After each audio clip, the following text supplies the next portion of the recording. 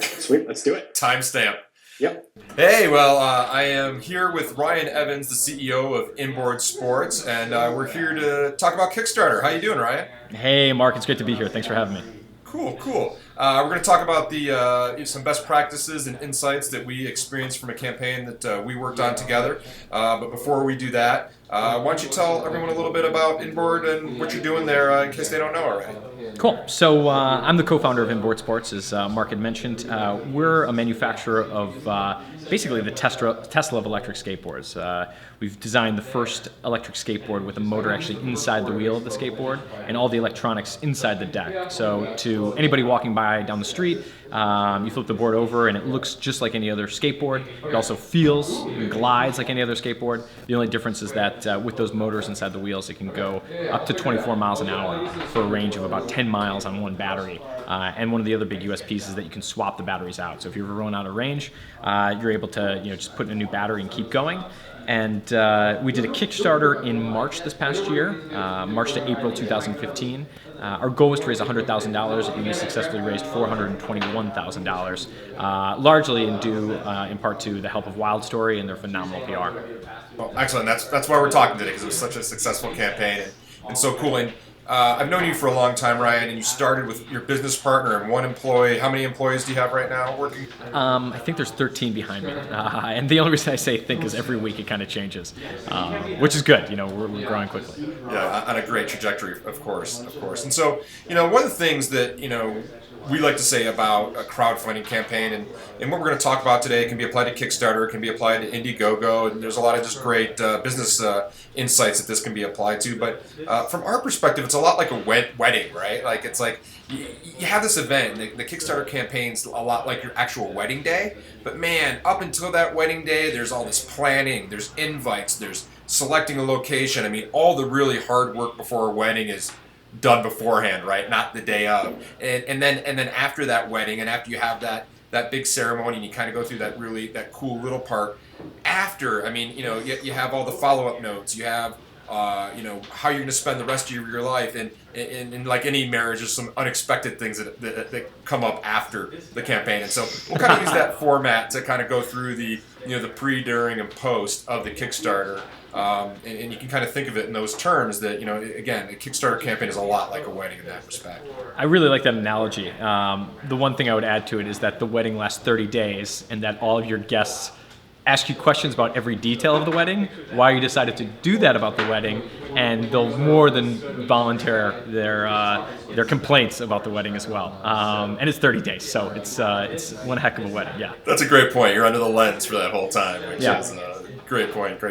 So let's just kick it off, and why don't you go ahead and tell everyone why you decided to crowdfund on Kickstarter for Inboard, and what the thoughts were behind that. Yeah, well, I think Kickstarter's really kind of changed the entire landscape of how most people would launch any really kind of consumer product-facing brand. And you're starting to see all these new changes in business, SaaS models that are now like kind of the preferred for most business entities. And when it comes to hardware, hardware is still insanely challenging. But the big thing with hardware is just showing traction in your market. And so, on the kind of normal, checklist of starting a company, a lot of people write business plans, they work on financials, they create, an MVP, and that's really where they go to Kickstarter. They use Kickstarter as that really kind of launch platform. There's Indiegogo and there's some other ones out there, but Kickstarter is definitely kind of the highest revered. It's got a phenomenal platform and is very well recognized as kind of that top tier.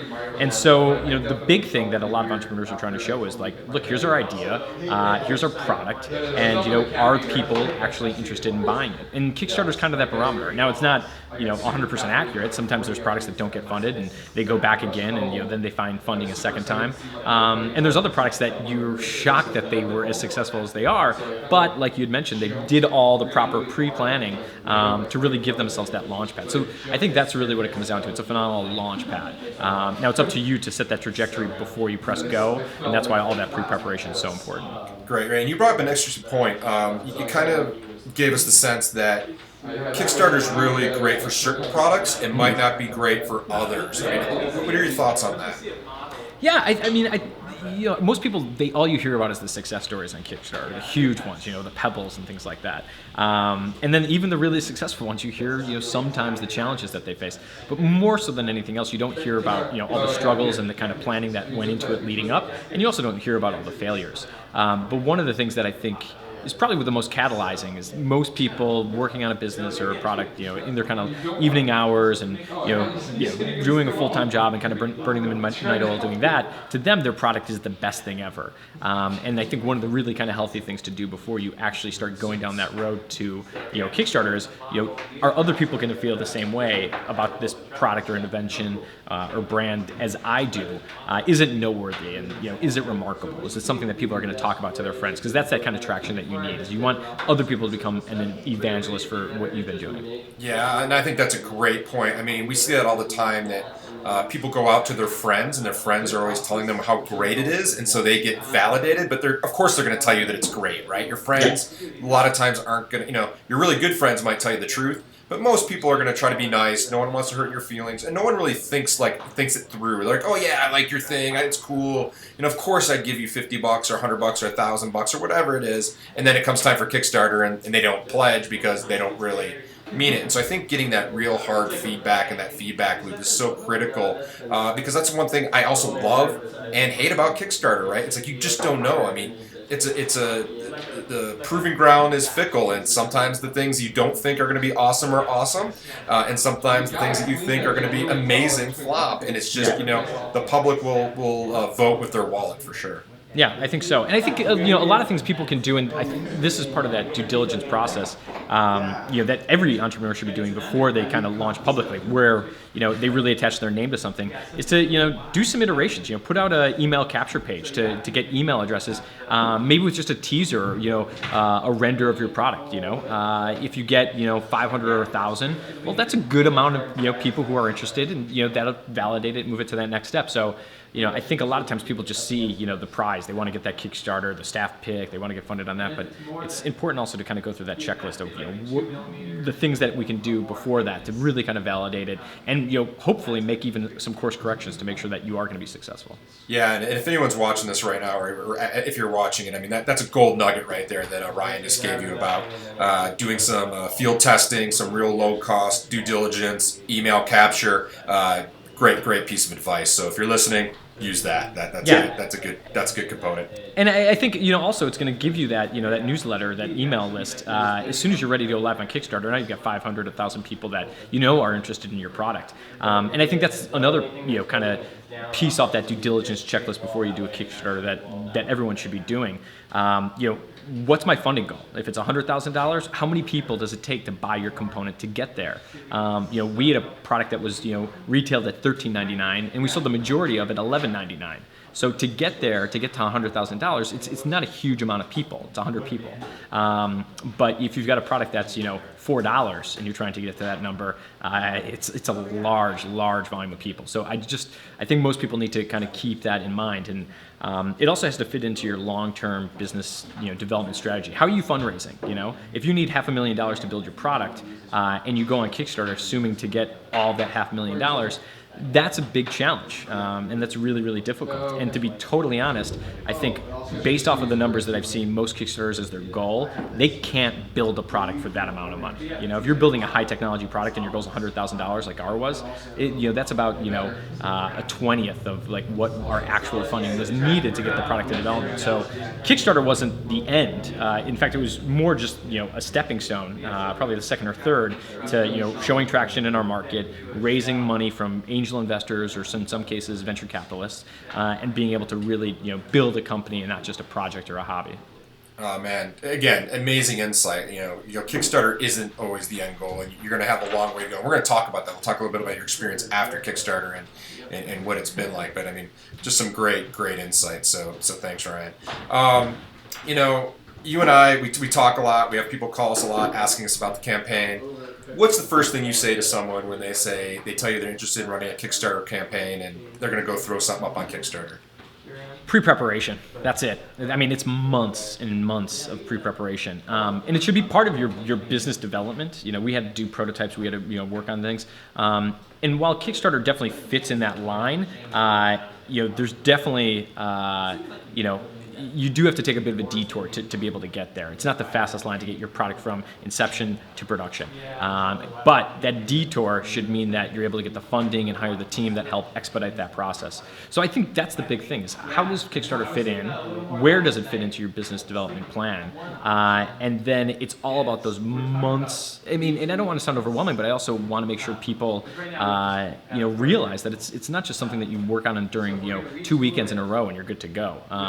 It's lots of planning, and you got to get somebody who's experienced, like Marc, like the team at WILDSTOry, and with them, they were able to really help. We had a vision, but they were able to help craft that into actual items. And the worst thing, to kind of be the opposite of your question, I'm just going to volunteer this, is to, the worst thing for me, or probably for you too, Marc, is to get that phone call where it's already launched, things aren't going well, and then you're trying to triage it. It's much better to go to the doctor, when you're getting the first symptoms rather than, when you're in a full-blown medical emergency. So, I think that's one of the big things. Yeah, I mean, I think we joke about that. It's like when someone calls at that point and they say, what can you do? And I think our answer is pretty much like, don't be calling me now, right? Like, that's like the worst thing that could have happened. So, and our heart often drops. And, that's one of the greatest things about Kickstarter. I mean, it typically embodies everyone's hopes, their dreams, their entrepreneurial spirit. And that's why I really love it. But it also, breaks my heart from a personal level when you get that call and you're just kind of like, it's too late, buddy, right? Like, it's just, you should have called us before because we could have given this advice, and that's what this whole video interview is about. So hopefully we can help some people out. Yes, definitely. Yeah, cool. So, when getting ready for the campaign, there's a ton of storytelling. There's a lot of pre-prep, creative deliverables. Can you give us a sense of everything that needs to be created ahead of a Kickstarter campaign and all the things? Let's just go through a typical listing and all of the things we have to create and some of the typical do's and don'ts. We can, if you want to talk a little bit about maybe some reward tiers, things like that, setting your goals and stuff like that. Well, some existing companies will launch a new product on Kickstarter, like Pebble won't launch the Pebble 2.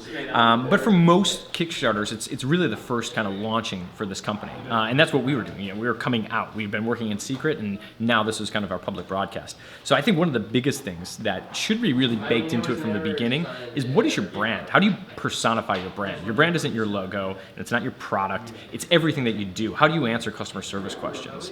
I know some of the guys who started a successful card game called Cards Against Humanity, and they are the exact opposite of what we would do. They flagrantly promote when customers are unhappy because that's their brand personality. Now that wouldn't be for us, but for them it works really well. While it alienates one individual, it actually pulls in a lot of other people. For Inboard, it was the exact opposite.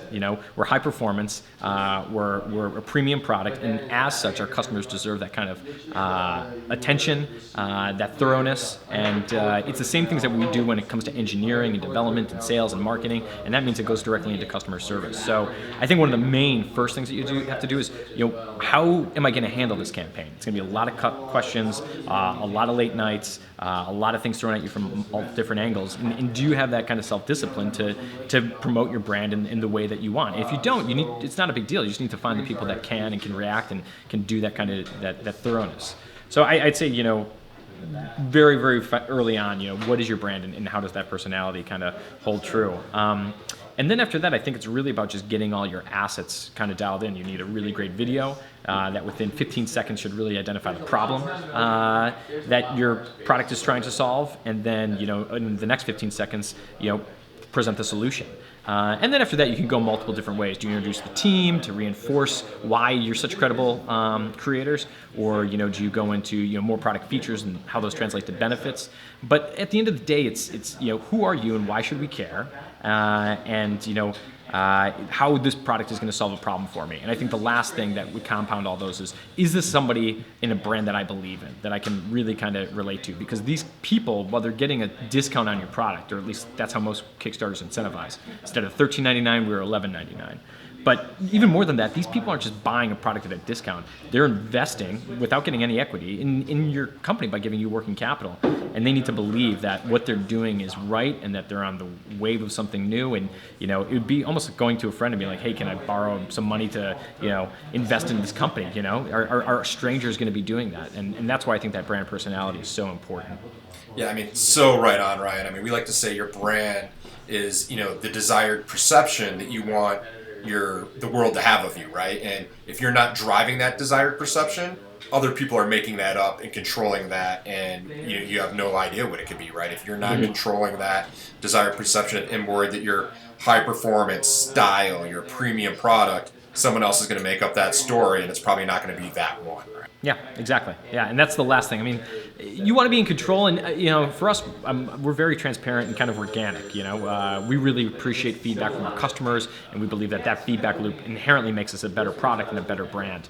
But some people, they might not be open to that. So you just have to make sure that your company, your brand personality, and the way that you handle those things are all in line. That it's a very logical thing, and that customers are or fans, supporters, backers aren't surprised by that. And I think just to touch on something, we always, internally, talk about our customers as riders, because that's what they do. And you go riding with your friend, and our Kickstarter backers are also riders, but they're backers. They're not just units or numbers. And I think that's inherently different from our brand and the way that we look at people. So those little things and kind of going the extra mile and just thinking pragmatically and thoroughly about your company and who you are, that can yield a massive amount of support, understanding, should there be any issues or delays.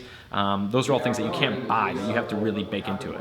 Yeah, well, its fundamental essence, Kickstarter is a connector, right? And so essentially you're using that platform to connect with those raving fans that you have, those riders, those backers. And if you're not connecting on that level, you're really missing an opportunity. Yeah, and that's why the communication is key. You got to download the Kickstarter app on your phone.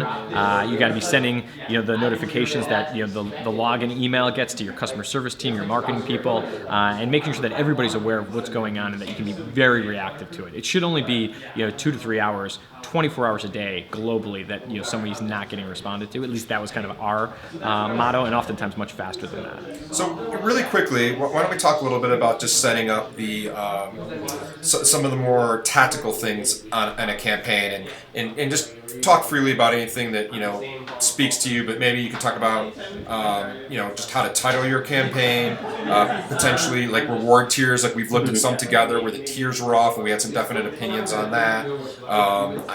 Is there length of campaign, things of that nature? Yeah, I mean, you're going to have a lot of backers. I think most accounts will probably have double the amount of backers that back a small tier just because they want to show support as people who buy the premium product. It depends on your product. If it's $14.99, I think most people will jump on it. If you're selling something technical, higher end, above $200, it's really important to have those tiers into it. So we were around $1,000 to $11.99, depending on how early you got in. And so that's the first thing.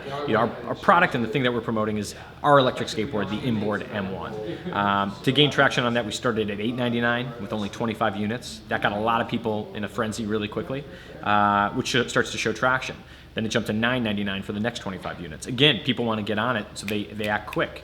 Then it went to $10.99 for 100 units. So people felt like they could take their time, but as those numbers started to squander or wind down, the next was $11.99. So people really wanted to get onto it.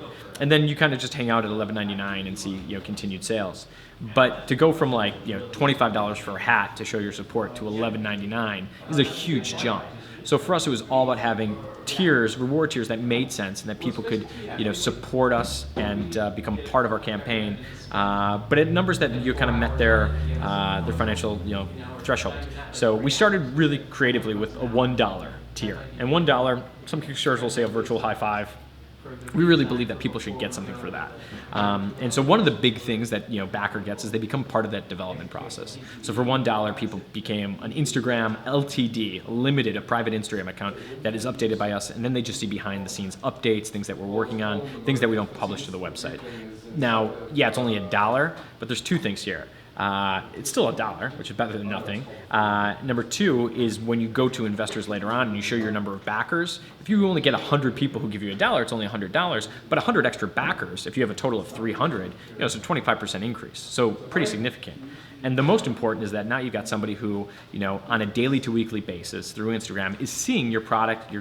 It's like getting a free advertisement in their newsfeed, so long as you're posting relevant things that are really engaging and that they care about. So that was one. Just start with $1, make it really simple, and run with it. Then we just had simple tiers: $15, $25, $50, $80.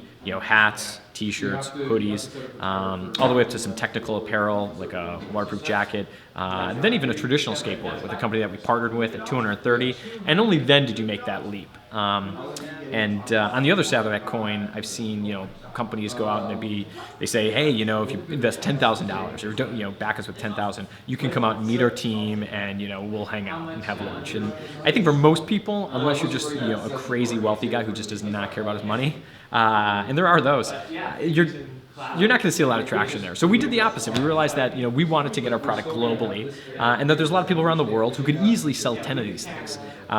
We were selling hundreds. So we did a distributor tier. Instead of buying it at $11.99, you bought 10 units and it was $10,000. So it was the same price point, but we gave a product and not just a dream of being able to hang out. So I thought that was one of the last ones.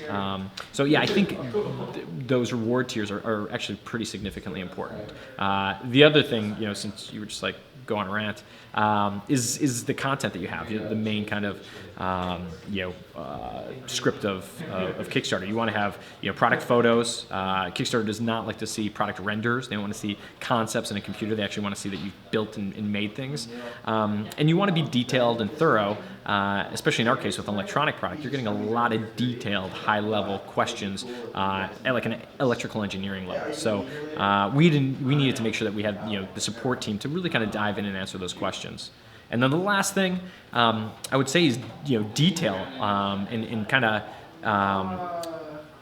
take a lot of that FAQ that you're getting, whether it's through messages that people can't see or comments that are visible but nobody really searches, and move them into the FAQ on like every 3 days. Every 3 days you'll see a new question. Can you do bigger wheels? What happens if it gets wet?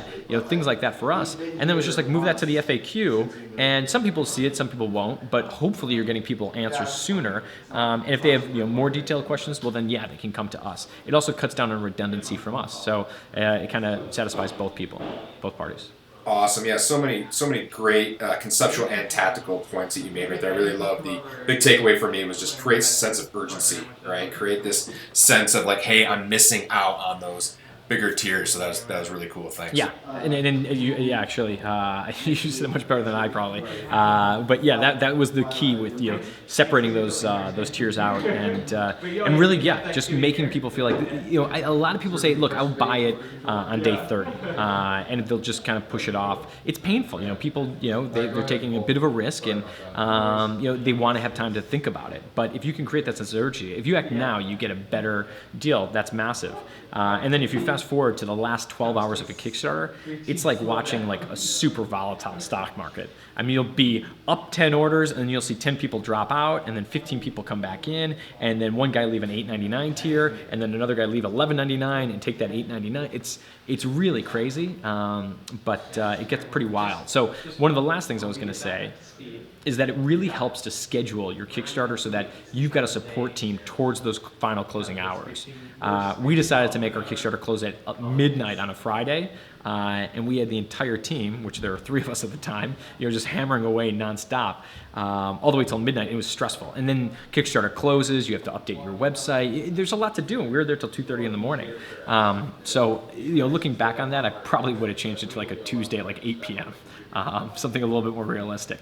And then you have to be conscious of the time zones that you're in. We wanted to launch so that we were in the morning in Europe, but that we had shown a good amount of traction by the time it hit morning on the East Coast. So there's these kind of bigger kind of global things that are definitely worth thinking about. Yeah, it's great insight, especially if you've never done it before. Anything else that you just kind of have some strong thoughts on, whether it be length of campaign, title, anything on the page, anything through the the application process. I know that they have a very stringent process, and I've been part of a lot of Kickstarters that got kicked back, that had to resubmit and that sort of thing. Well, that's the thing. You do all this due diligence, and most people don't realize that for a technical hardware product like we had, it can be a 2-week approval process. So you're like, okay, we're going to be launching on Tuesday, and then Kickstarter says, well, actually, it's going to be 2 Tuesdays from now. That can delay, production, investor meetings, a lot of different things. So, one of the big things is, you can, submit your video, and once they approve it, you can, or your page, you can continue to update it so long as you're not making any drastic changes. So I think that's worthwhile. It's always good to just send an email over to customer service, introduce yourself, let them know like, hey, in 2 weeks we're looking at launching this product, and establish a relationship. Maybe you won't hear back, but it's always something that you can reference. Like, well, hey, we kind of gave you guys a little bit of a heads up on this 2 weeks ago. Is definitely a better defense than, hey, we need your help right now, and we didn't think to look, and gimme, we're sorry, which is often the kind of latter. So, just thinking about things very pragmatically, I think that's the biggest thing, and really, it's the most challenging thing for an entrepreneur or an inventor to do, but to divorce yourself from those things. Try to be really self-critical, which you already are, but do it in a very kind of productive form where you're enriching your campaign, and it's just a good mental exercise for every entrepreneur to kind of go through. Yeah, totally. I mean, that's the way we approach, just PR, right? It's like really that filter, that lens of why should I care, right? And really being hard on yourself of, hey, what's relevant about my campaign? Why does this matter to the backer? Am I targeting the backer? And it's a good segue. Why don't we just talk?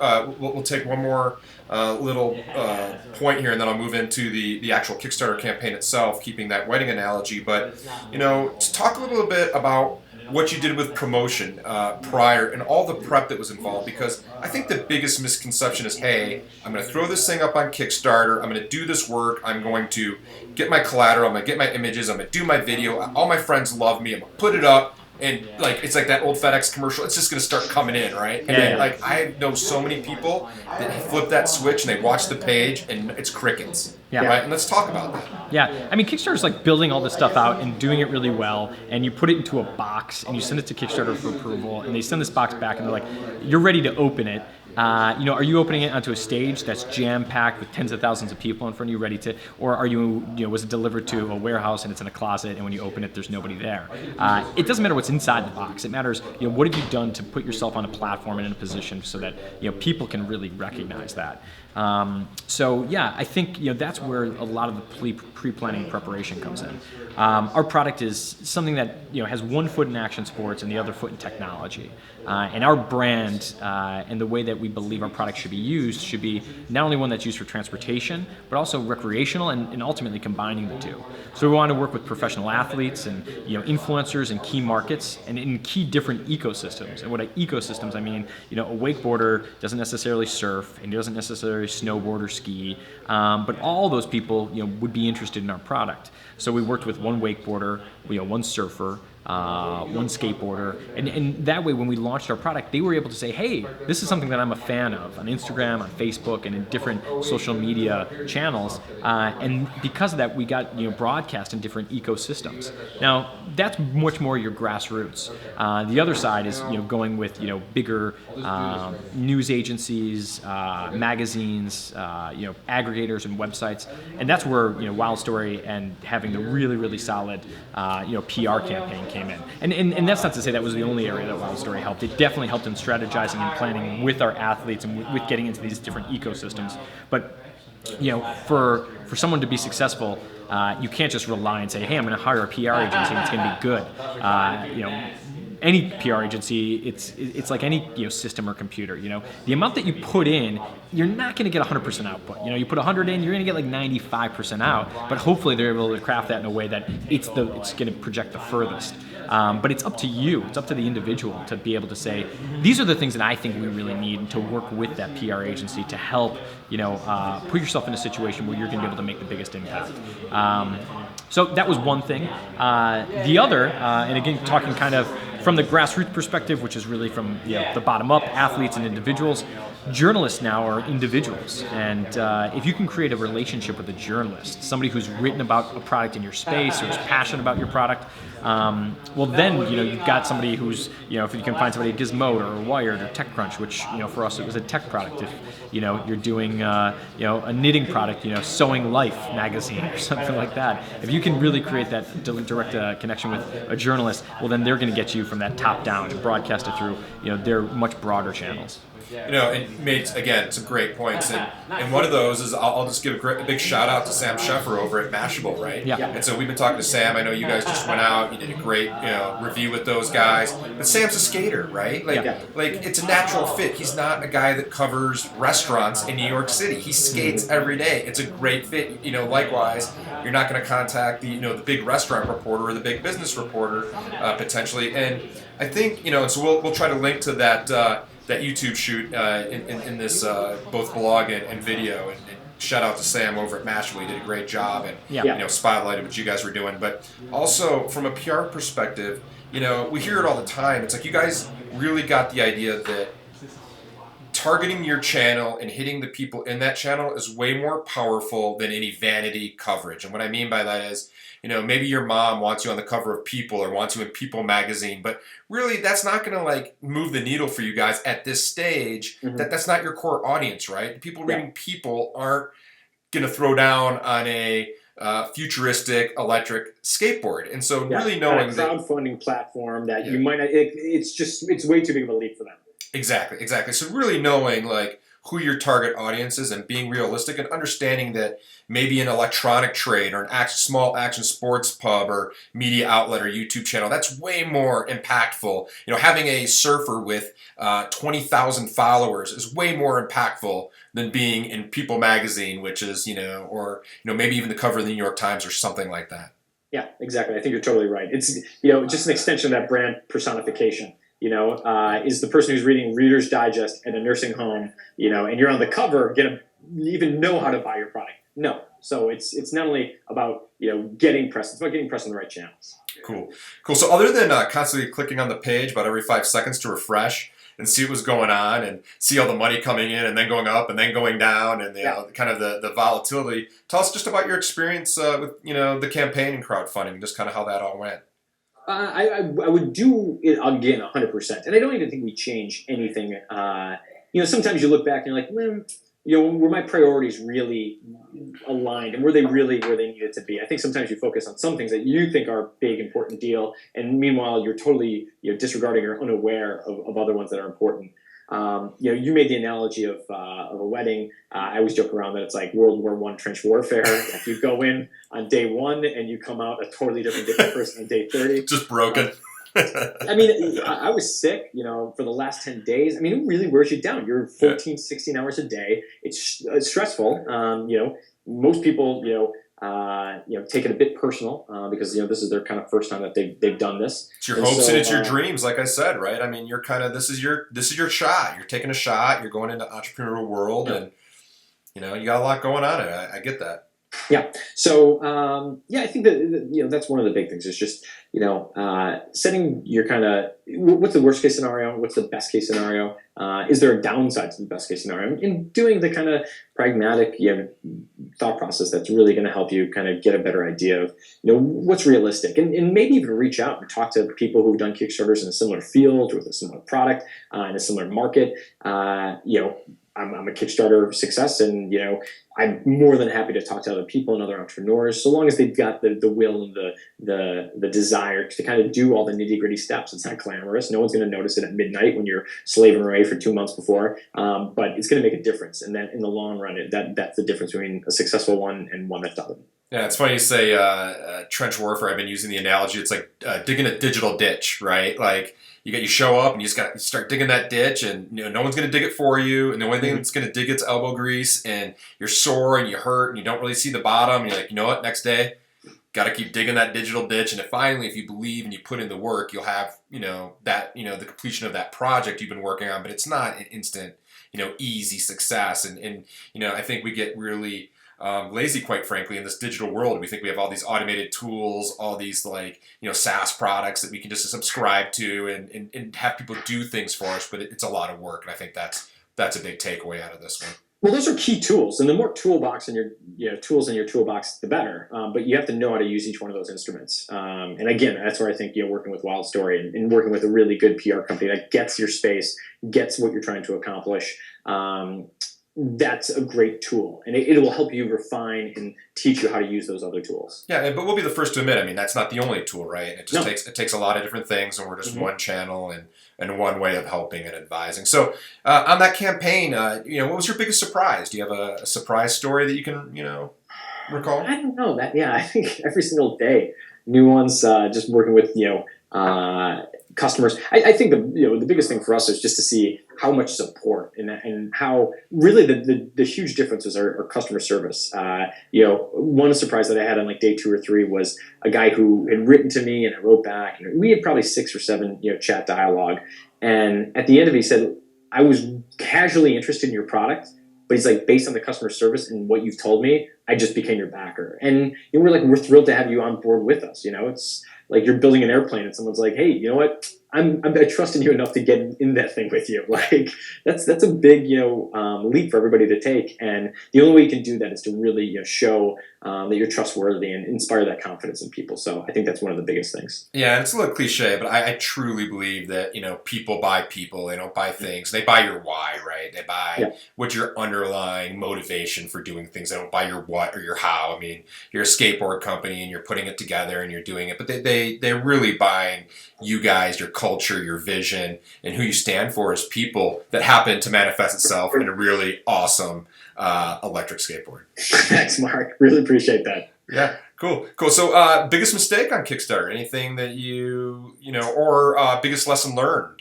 One thing that I wish I would have done differently, and I don't regret it, but I was focusing on having a final product to really get out to more ambassadors and people who could really speak and show the testimonials to it. And looking back on it, you didn't really need to. I've got enough credibility coming from the action sports background that I have that I probably could have just called people and said, hey, would you be willing to talk about our brand and our company, rather than showing the use case and the writing of the product? Just talk about why they believe in us. And again, I think that sells that. So again, sometimes you get so focused on what it has to be, and you miss out on the opportunities that are out there.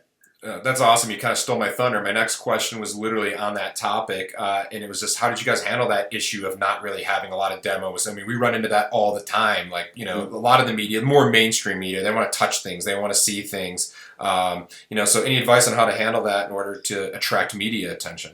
Yeah, I read a Seth Godin quote one time, and he said, if the first product that you ship was perfect, you ship too late.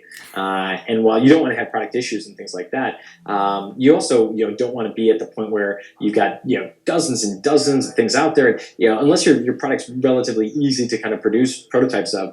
I think sometimes people can just get way too focused on having way too much or way too many or being too refined. You want an MVP. You want to be confident that you can make and produce this product, but you can't wait too late, and also you don't want to be too early. You just got to be in that kind of premium spot. And I would just early on, say 3 months before you launch, these are the things that have to be in order before we launch or before we film. And so long as we get these, then we'll go forward. Cool. Well, falling back into our wedding analogy with the wedding, we've kind of talked a lot about the actual campaign. We're 30 days out. Back to your analogy, we've gone through trench warfare. We've come out changed dudes. Like, let's look on the other side of that, right? Yeah. Like, let's talk about post Kickstarter. Talk a little bit about, the flow of what you've experienced since then, both about like your obligations to backers as well as to your company. Yeah, well, I mean, the best thing Kickstarter can be is this PR platform. So you get new customers, you get new distributor interest, new investor interest, and you should be able to get new magazine and press interest. And so then it's managing those things and making sure that you're communicating with them. And if it's going to be 6 months before you can actually ship your product, or a year, is doing it all 11 months before you can do that right after Kickstarter the best time? Probably not. But as long as you're communicating with the media, with news outlets, that, hey, we'd love to work with you, but can you give us 8 months? And that way, it's going to help build. So I think it's being, strategic and smart there. And then the last thing is just continually, like, this is the biggest, continually communicating with your backers, Facebook, Instagram, Kickstarter backer updates. We surveyed our Kickstarter backers. We said, how often do you want to hear from us? And they said, in a newsletter form, once a month. So we do. But, it's Instagram, it's Facebook, it's, Snapchat. It's just just how can you continually touch them and just let them know, like, hey, you don't got to worry about anything. We're still moving. We're still working here. And even if you don't see the update, except for once a month, know that we're always here. And if you need anything, feel free to reach out to us directly. Yeah, we always say, on that topic, that it's so important to meet your customer base where they want to be met, not force them to come to you. So if you have a subset of backers that want a newsletter update, great, provide that. If you have a subset of backers that want to snoop on Facebook and Insta and all that kind of stuff, great. You need to make those channels available and also understand what channels your backers are on, right? I have to gather that probably most of your backers are not on Pinterest, right? That's very, very true, yes. Most of our backers are not on Pinterest. Right, so you're not wasting a lot of energy and time developing that channel. Exactly. Yeah, and focus on the ones that you know where they're at. Yeah. So we're coming, close to the end of our hour. I know that I've got a couple more questions. We'll try to squeeze them in 2 minutes, and then we'll wrap up here. So, cool. Looking back, I mean, what's the number one thing you tell people looking for advice? It's all about pre-preparation and planning, and when they should be contacting a PR company isn't when all things are hitting the fan. After 15 days of Kickstarter and no traction, it's 3, 5, 6 months before. It's doing that pre-preparation and planning, and that's the number one thing. Perfect. And last question, where do you recommend people actually, if they, everyone in Kickstarter has a limited budget, unless you're Pebble Smartwatch or one of these big companies. Where do you recommend they really, spend their money, and maybe where do you recommend where they can cut, where they can save some budget? I think you want to spend the money on a really good video. That's what's selling it. That's the big focal point. So I think focus on telling a really good story. And if you do that, you've got to spend the money inherently to make sure that it's broadcast out to the right channels so that people can actually see it. I think the areas that I wouldn't spend any money is make sure that you do all the planning so that you can fulfill all of your obligations to your Kickstarter backers. But if the minimum order quantity is 10 hoodies and you haven't launched yet, wait until the end of the Kickstarter. And if you have 12 hoodies, well, order 12. If you have 20, order 20. But don't order 20 off the bat. That's extra working capital. So, but make sure that the Kickstarter backers are aware. If you end your campaign in July, they're not going to get their hoodie until September or something like that.